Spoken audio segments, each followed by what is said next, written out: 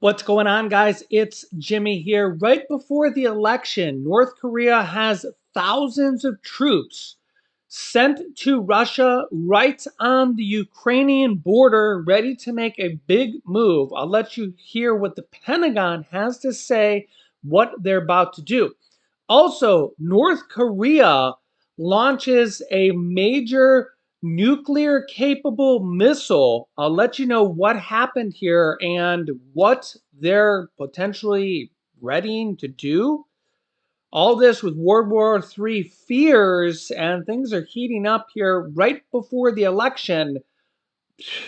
Unbelievable. Also, I have a special guest appearance for you guys here at the end of this video that you won't want to miss. So stay tuned here. Let's jump right in. We are live right now here on YouTube. So let me know if you can see and hear me. Type yes in the chat if you can. Also, if you want to, let me know where you're tuning in from. Let me know your city, state, or even your country, as we have people tuning in here from all around the globe. Also, thanks for hitting that like button. It really helps out our channel. All right, we got some major news. Take a look at this. Okay, 8 to 10,000 North Korean troops in Kursk could join Ukrainian war in days, Anthony Blinken says. Also, about 8,000 North Korean soldiers at Ukraine border, U.S. says. Anthony Blinken warns that Russia is preparing to deploy the troops into combat in the coming days. Take a listen to what the Pentagon has to say here directly. You can hear the details here as things are just getting worse and worse. With that, I'd be glad to take your questions. We'll start with AP. Lita. Thanks, Pat.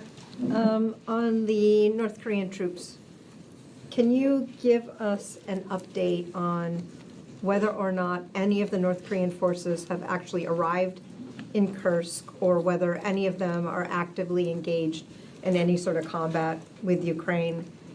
Is there any update to the 10,000 figure? And are you seeing more of the North Korean forces moving across Russia heading towards Ukraine?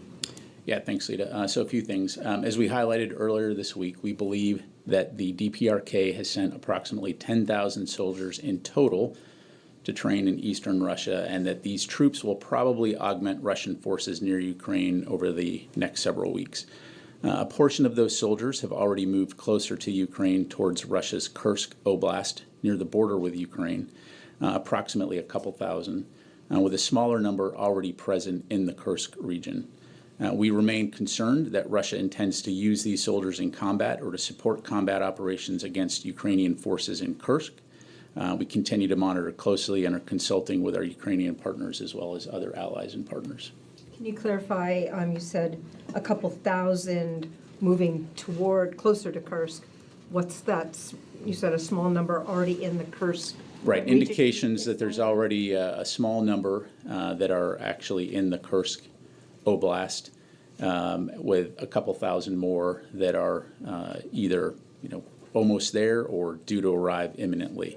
Again, we'll continue to the rest at this time, of course, training out in the east, but fully expect that they'll move in that direction at some point. Can you sort of narrow that? Are you talking dozens, hundreds? I'm not going to go into specific numbers other than just to say at this point we assess it's a relatively small number. Two questions, both on North Korea here. Do you have a sense of what Russia is giving or offering North Korea in return for thousands of troops? And do you know if the idea came from a need from Russian President Vladimir Putin for more troops, or was it an offer from North Korea that was accepted? Who initiated the idea?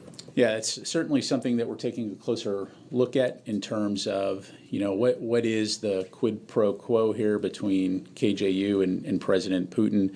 As you well know, we've seen the relationship further deepening between the DPRK and Russia, which is, of course, concerning to include the provision of munitions from North Korea to Russia to aid in their war effort. I think as Secretary Austin highlighted, however, though, this is an indication of the dire situation that Russia finds itself in terms of manpower on the front lines.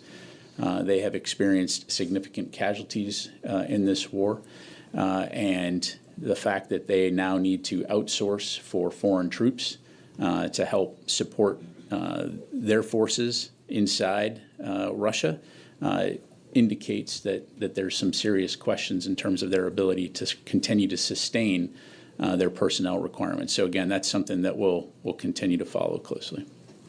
Jennifer. Do you have any evidence that these North Koreans are plan to go into Ukraine proper to fight? And can the Ukrainians use U.S. weapons now to fire on the North Korean troops? Should the North Korean troops expect to be fired upon using U.S. weapons if they arrive in Kursk or Ukraine? Well, as I highlighted, I mean, that's something we're keeping a close eye on. We are concerned that they do intend to employ these forces in combat against the Ukrainians, or at least support combat operations against the Ukrainians in the Kursk region. So as of right now, it remains to be seen exactly how the Russians and the North Koreans will employ these forces. But as it relates to the use of weapons, first of all, I would highlight that the weapons and capabilities that the United States and other international partners have provided to Ukraine are Ukrainian weapons and Ukrainian capabilities, and we've been very clear that Ukraine is able to employ those capabilities to defend their sovereign territory from threats that are either emanating from across the border or inside Ukrainian territory. And just to follow up on the SM-3s, is there any shortage that is being faced either by the Pentagon or the Navy in terms of these interceptor missiles? There are reports, Wall Street Journal is reporting that there is a shortage. Is that true? Yeah, I've seen the press reports, as I'm sure you can appreciate. I'm not going to talk about our readiness levels or stockpiles other than to say, as evidenced by decades and decades of global force management, I think we do a pretty good job of managing our capabilities around the world to ensure that we have what we need, where we need it to support not only our operations plans, but also crises and contingencies. And we've demonstrated that on multiple occasions throughout the Middle East, whether it's supporting the defense of Israel, protecting the freedom of navigation in the Red Sea, or addressing threats throughout the Middle East and other places. So, we have always made conscious decisions about how to best manage those forces around the world and manage our readiness levels. But needless to say, we are ready and prepared to support our requirements in support of our national security interests. So it sounds like, well, first of all, things are just continue to escalate worse and worse and worse here as the weeks go by. Remember the war in Ukraine over 2.5 years, the war in the Middle East over a year.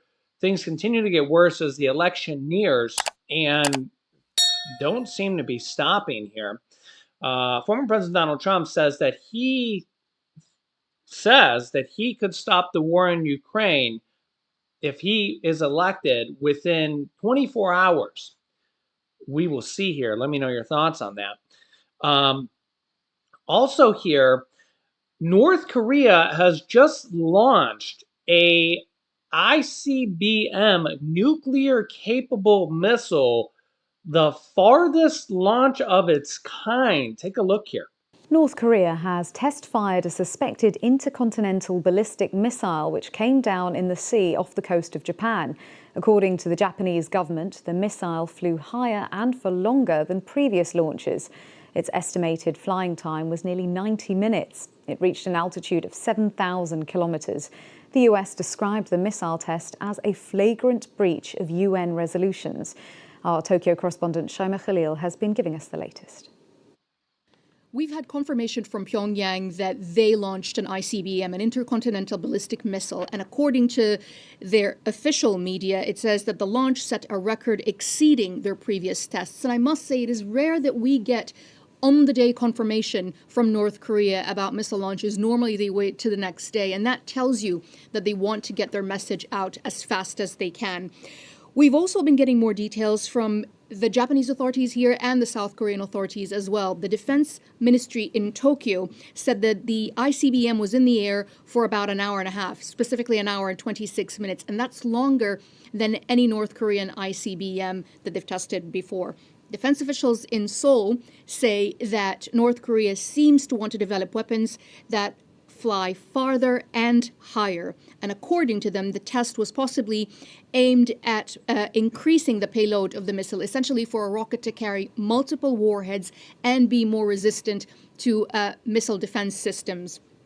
The ICBM, we understand, flew for about 1,000 kilometers to the east before it landed just outside Japanese territorial waters off the coast in Hokkaido. And the projectile flew at a sharply high angle, and that implies that it could fly, or that it could go into the Pacific, far into the Pacific, reaching the United States, had it been flown at a more horizontal angle. All of it makes for a very worrying and anxiety-inducing picture for Washington and elsewhere here in the region. The timing of this is of note too. This launch comes as the relationship between North and South is increasingly deteriorating. There is an increasingly aggressive rhetoric from Pyongyang towards Seoul, but we're also a week away from the US presidential elections, and observers are saying that what Pyongyang is trying to do is to strengthen its negotiating hand with whoever comes into the White House. Whoever that is, they're going to be dealing with an angrier and a more emboldened North Korea. Our Tokyo correspondent Shaima Khalil. So they're shooting these nuclear-capable missiles just off the coast of Japan. Imagine if they hit by accident. Unbelievable. So, yeah. Don't forget to like these videos, share these videos with anybody that needs to hear this information. Make sure to subscribe down below if you haven't yet. Click the bell icon so you don't miss out on new videos. All right, Jong, come on in here. Let's show everybody your Halloween costume. All right. Tell everybody what you are. I am a minion! Yay! Oh, you're getting too tall now, buddy.